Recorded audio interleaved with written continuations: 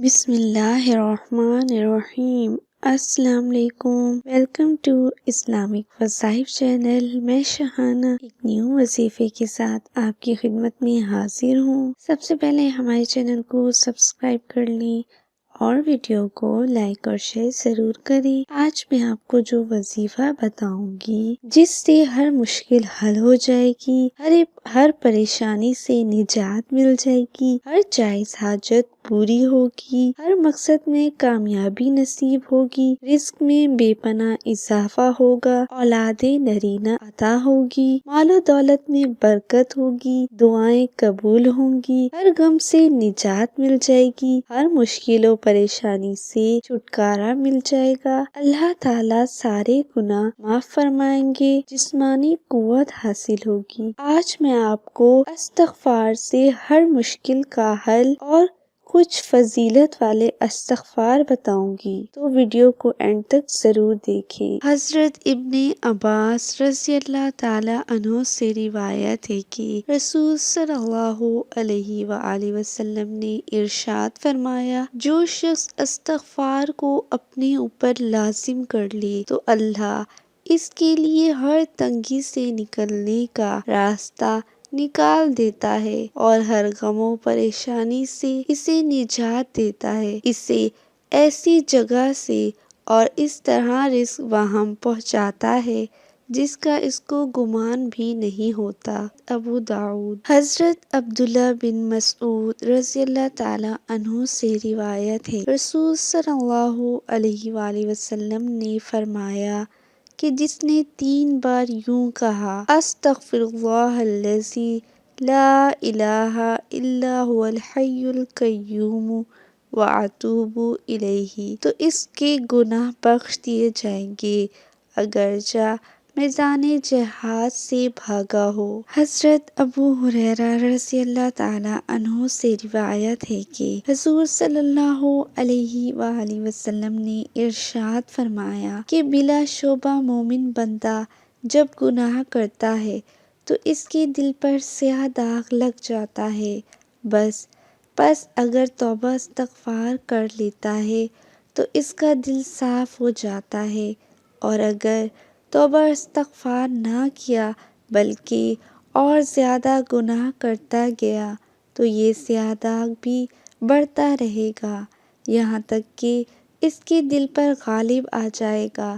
پس یہ داغ وہ ران ہے جس کو اللہ تعالیٰ نے یوں ذکر فرمایا۔ ترجمہ: ہرگز ایسا نہیں بلکہ ان کے دلوں پر ان کے اعمال کا زنگ بیٹھ گیا ہے۔ ایک روایت میں ہے کہ دلوں میں زنگ لگ جاتا ہے اور اس کی صفائی استغفار ہے۔ حدیث مبارکہ میں ارشاد فرمایا گیا، قیامت کے روز جو شخص اپنے نامہ اعمال میں استغفار کی کثرت پائے گا اس کے لیے خوشخبری ہے۔ سنن ابن ماجہ۔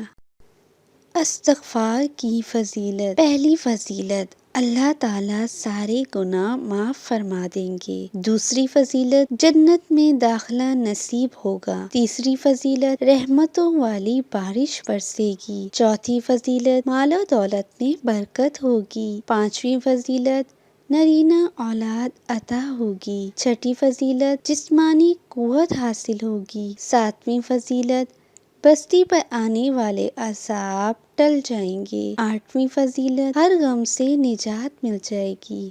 نویں فضیلت، ہر مشکل و پریشانی سے چھٹکارا مل جائے گا۔ 10ویں فضیلت، دعائیں قبول ہوں گی۔ 11ویں فضیلت، بستی والوں کو رزق عطا ہوگا۔ حضرت ابو امامہ رضی اللہ تعالی عنہ سے روایت ہے کہ رسول صلی اللہ علیہ وآلہ وسلم نے ارشاد فرمایا، بائیں طرف والا یعنی گناہ لکھنے پر مامور فرشتہ گناہ کرنے والے مسلمان کا گناہ لکھنے سے 6 گھنٹے تک قلم اٹھائے رکھتا ہے۔ اگر وہ گناہگار شخص اس دوران اپنے کیے پر نادم ہو جائے اور اللہ تعالیٰ سے توبہ استغفار کر لے تو وہ فرشتہ گناہ نہیں لکھتا، لیکن اگر توبہ نہ کرے تو ایک گناہ کے بدلے ایک گناہ لکھ دیتا ہے۔ نیکی لکھنے پر مامور فرشتہ تو نیکی فوراً لکھ لیتا ہے، جبکہ گناہ لکھنے پر مامور فرشتہ 6 گھنٹے تک گناہ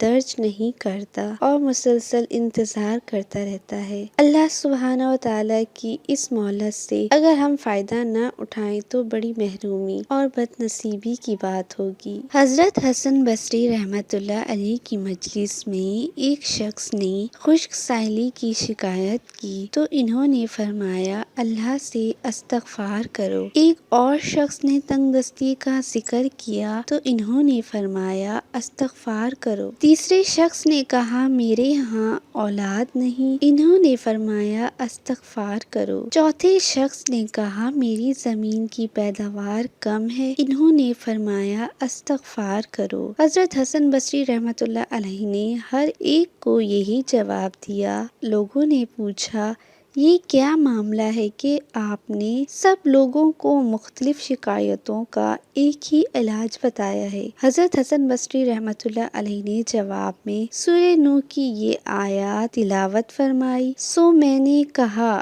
اپنے رب سے معافی مانگو، وہ یقیناً بڑا بخشنے والا ہے، برسائے گا وہ آسمان سے تم پر موسلا دار بارش اور تمہیں خوب پے در پے مال اور اولاد میں ترقی دے گا اور تمہیں باغات دے گا اور تمہارے لیے نہریں نکال دے گا۔ تو اس سے یہ واضح ہو جاتا ہے کہ استغفار سے، اس آیات سے معلوم ہو جاتا ہے کہ توبہ استغفار بارش کے آنے، طاقت اور قوت میں اضافے ہونے، مال و اولاد کے بڑھنے اور باغات اور نہریں نصیب ہونے کا بہترین بڑا ذریعہ ہے۔ آخر میں سمجھنے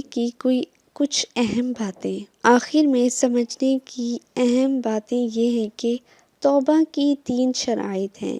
اول، آدمی گناہ سے فی الفور باز آ جائے۔ دوم، اپنے کیے پر نادم ہو۔ سوم، آئندہ اس گناہ کو نہ کرنے کا پختہ ارادہ ہو۔ ان باتوں میں سے ایک بھی کم ہو تو توبہ نامکمل ہے۔ رسول صلی اللہ علیہ وآلہ وسلم کا ارشاد ہے، جو شخص دن کو یقین کے ساتھ سید الاستغفار پڑھے اور شام سے پہلے مر جائے تو جنتی ہوگا، اور جو شخص رات کو یقین کے ساتھ سید الاستغفار پڑھے اور صبح سے پہلے مر جائے تو جنتی ہوگا۔